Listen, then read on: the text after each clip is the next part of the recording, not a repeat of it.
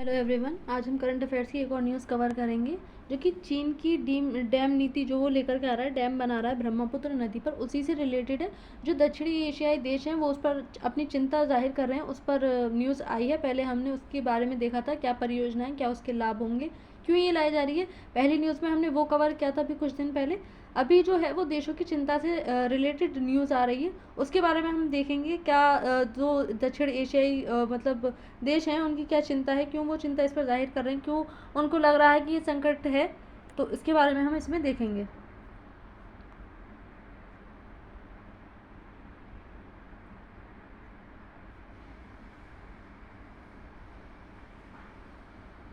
तो क्या है खबर।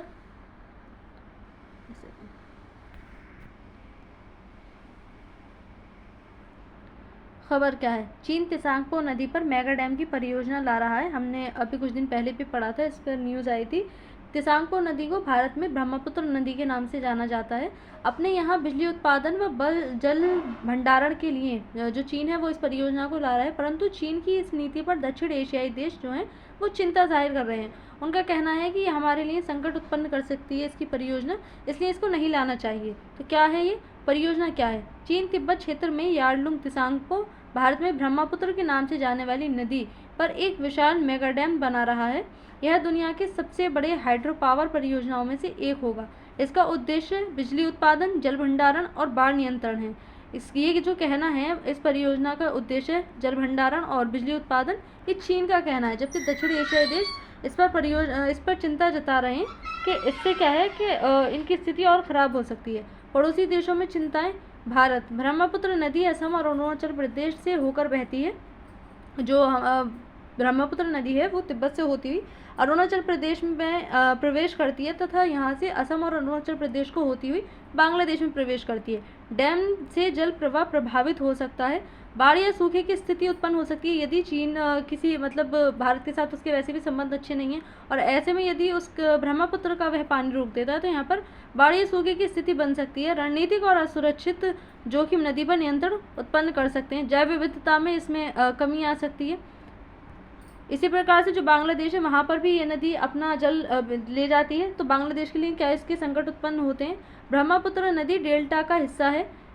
जल की मात्रा में कमी से कृषि और पेयजल संकट उत्पन्न हो सकता है। जो कि बांग्लादेश है वहाँ पर जो कृषि की जाती है वो अधिकतर इसी के पानी से की जाती है, तो उसके लिए एक चुनौती हो सकती है। पारिस्थितिकी तंत्र बुरी तरह से प्रभावित हो सकता है, क्योंकि जो हम देख सकते हैं जो जैव विविधता होती है वो पानी वाले क्षेत्र में अत्यधिक पनपती है, और ऐसे में यदि पानी को रोक लिया जाए तो जो जैव विविधता है उसको संकट उत्पन्न हो सकता है। नेपाल और अन्य हिमालय देश भी इसमें प्रभावित हो सकते हैं। समान चिंता, पानी पर चीन का एक अधिकार बढ़ेगा, यानी पानी जो होगा वो चीन के कंट्रोल में चला जाएगा। भूस्खलन और भूकंप के संभावित खतरे बढ़ जाएंगे, और हम देख सकते हैं हिमालय वाले क्षेत्र में वैसे भी ज़्यादा भूकंप आते हैं। मुख्य समस्याएं क्या होंगी इसकी,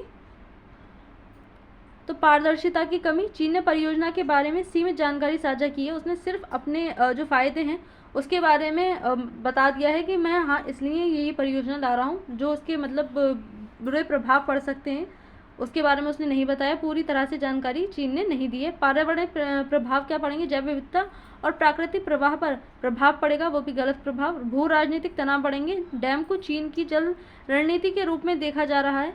जो चीन है वो एक अधिकार के लिए, जो पानी है उस पर अपने एक अधिकार बनाने के लिए इस नीति को ला रहा है। भारत की संभावित रणनीति, राजनयिक वार्ता।